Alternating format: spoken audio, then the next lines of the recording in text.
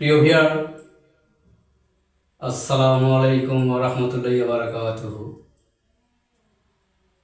আমি আপনাদের সামনে আজকে কিছু কথা নিয়ে আসছি, নতুন একটা মুখ। যাই হোক, আমি বলতে চাই, জুয়া বিষয় নিয়ে কিছু কথা বলতে চাই। আপনারা যারা জুয়ায় আসক্ত বা জুয়া থেকে বের হতে পারতেছেন না, তাদের জন্য কিছু কথা আমি বলতে চাই। তো যারা জুয়ায় আসক্ত হয়েছেন, তারা জুয়া থেকে কীভাবে বের হবেন তার উপায় আমি বলবো আপনাদের মাঝে, স্টেপ বাই স্টেপ। তো ইদানিং বাইরে চলাফেরা করতে গেলে দেখা যায় যুবক থেকে শুরু করে বৃদ্ধ, এমনকি মেয়েরাও জুয়ার সঙ্গে লিপ্ত হয়েছে। এই জুয়া একটা ভয়ানক জিনিস, একটা নেশা।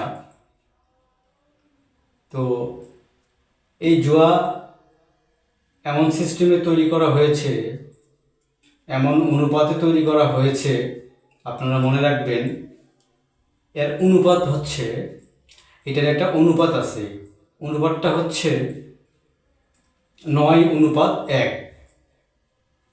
অর্থাৎ আপনাকে 9বার হারাবে, একবার জেতাবে।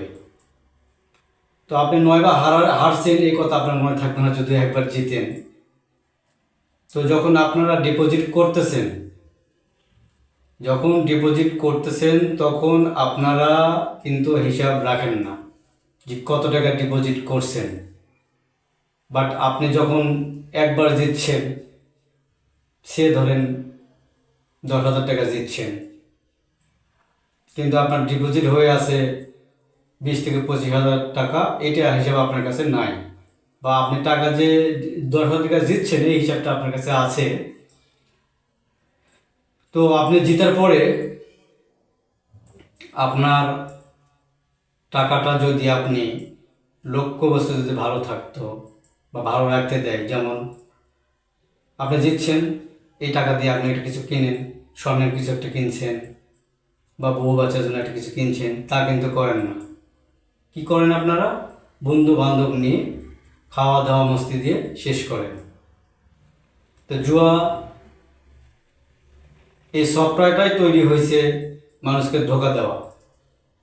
এটার মাধ্যমে আপনাকে ধোঁকা দিবে, আপনার কাছ থেকে নেবে। জুয়া কোম্পানি কখনো লস করে না। এটা আমি অনলাইন বা বিভিন্ন সাইট দেখে বুঝলাম। তো আপনারা যারা জুয়ায় আসক্ত হয়েছেন, তারা আমার পেজটাকে ফলো করবেন, ইউটিউব চ্যানেলও খুলবো ইনশাল্লাহ।